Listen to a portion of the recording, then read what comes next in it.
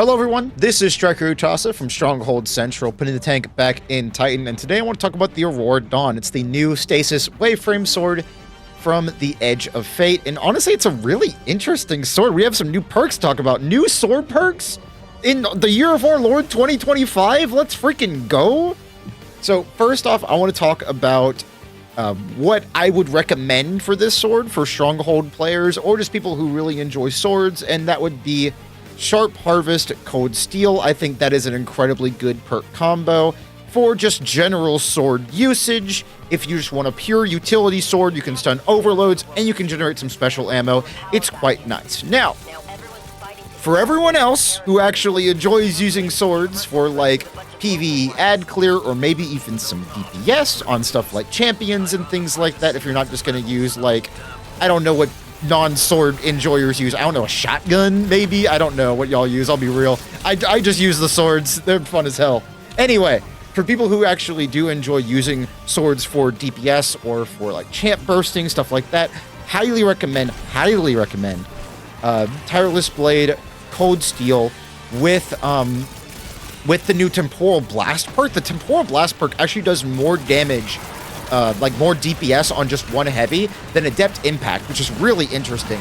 And for those who really enjoy Stronghold, like myself, there's also Flash Counter Cold Steel, which is just an incredible way to stun a champion without even using ammo. We've never actually had a Flash Counter Cold Steel weapon before, because the Slammer couldn't get Flash Counter, and neither could, what's that weapon called? The Zephyr. Zephyr couldn't get that either. So, it's a new combo. We finally have it. But this sword is a lot of utility with Sharp Harvest, Cold Steel. It also has a lot of really good damage because it has Whirlwind Blade. It is a waveframe with Whirlwind Blade, and we know how good that is on stuff like Storm Bonum. It's a very, very strong contender for sword DPS. I don't think we're going to use it on Crota. I mean, Bequest exists. That's kind of hard to beat with Enhanced Surrounded. The sword does not have that.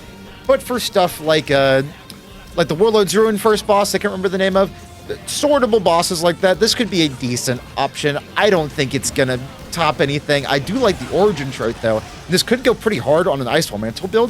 The Origin trait, after using your class ability, final blows of this weapon grant you bonus damage resistance. I need to figure out, yeah, this is so it is 2%, 4%, 6% at 1, 2, and 3 stacks. So it's an extra 6% DR. That's not terrible. Bushido 4-piece set is 10%. So with that plus this, you're having extra 16% DR just for killing 3 things with your sword. That's pretty dang neat. That's not bad. Oh, this is my favorite part. Watch this. Watch this. Watch what you can do with. I'm kind of showing it off here, but you can actually flash counter off of hazards, which is really funny. So I'm able to just kill these two just by flash countering them to death. It's so fucking fun. I love flash counter, man. I just love swords in general. They're so much fun, especially in the Edge of Fate with the weapon stat. It is just incredible. So, speaking of which, I want to talk about another new perk called Binary Orbit. Binary Orbit, this is another, I need to do a dual wield build with this at some point. But, again, I can't figure out how to make Sharp Harvest a good perk. I guess it would be dual wield build. Let me know what y'all think of it in the comments, because I really don't know how to feel about Sharp Harvest. It's only 5% of your total reserves of your special weapons, so on Ergo Sum you only get about 3 ammo, which is just, it's not great. You're trading 3 heavy ammo for 3 Ergo Sum ammo. It's just not worth it. Now, Binary Orbit, I'm sorry, I got off a little bit off track. I do have ADHD, it just happens. But Binary Orbit is 25% extra damage for opposite light damage. So, if you have a Stasis weapon and you get a kill, Void, Solar, and Arc damage is increased by 25%. Same way in reverse, if you have an Arc weapon with this perk, then you will get 20% Stasis and Strand damage, which is really interesting. It's a really cool perk. I think it's a better version of Elemental Honing, which this weapon also gets, because you just need to have an opposite element on your loadout, which most people do. I mean, it's really hard to get 3 solo weapons. You'd have to rock something like that one shotgun that does both solar and stasis, or you'd have to rock the new hand cannon. You know what I mean. Now, Binary Orbit with Sharp Harvest sounds like a really fun build. When I get a roll like that, I'll probably have a video on a new dual wield Titan build on Prismatic, because that's Ergo Sum can still put up with a bunch of damage, and the new ornament for it looks amazing. Anyway, back to the sword. I genuinely think that the best rolls for Stronghold will be Flash Counter Cold Steel, but I also think Tireless Blade Cold Steel is really good as well. Flash Counter is not needed on Stronghold. Some people feel that way, and I don't really get it. It's not really that hard to just go for a heavy, especially with the sword having a higher charge rate. That's a really good segue into it. This sword has 50 charge rate, where Stone Bonum and Abyssal Edge only have 20? Like, Bungie, why? Why does this sword get 50 charge rate? And my homie Abyssal Edge is over there with 20. Like, come on. I know it has, like, Willing Vessel, which is an absurd, I think, 50 charge rate that you get. Let me make sure that's right real quick. I've got the data company pulled up in front of me, because I don't script my videos. Willing Vessel is... yeah, no, it's actually plus 80 charge rate. Never mind. I know why it only has 20. Holy shit. I forgot Willing Vessel is so goated. God, I love that. Somebody on Reddit asked me what origin trait they should run on Abyssal Edge, and I was like, hey, buddy, if you're not running Willing Vessel, what are you doing? It's so good. It's, like, absurdly good for swords. 80 charge rate is insane. That thing just has 100 charge rate just by itself. That's crazy. But this is about Aurora Dawn. Now, again, this sword is 50 charge rate. That means you can do a heavy and then pretty quickly go into Guardian, which is really strong on Stronghold, as y'all know. I talked about this to death about the Abyssal Edge Willing Vessel trait when I made videos on that during Blades Only, where I basically did every Master Lost Edge, or most of them at least, with only glaives and swords, which was a lot of fun. I might do some sword-only runs of these solo ops. They're extremely fun to do. And sword only is possible now with the heavyweight trait. You get a ton more heavy ammo, and swords do more damage. So I think that'd be a lot of fun. So definitely stick around for that. That's gonna be a good time. Also, thank you all for the very positive comments. I've had people are very happy that I'm back, and it feels very good to be back. I only really got one comment talking about how shitty the new update is, which, like, that's pretty dang good par for the course. I got like 30 comments, only one was really negative.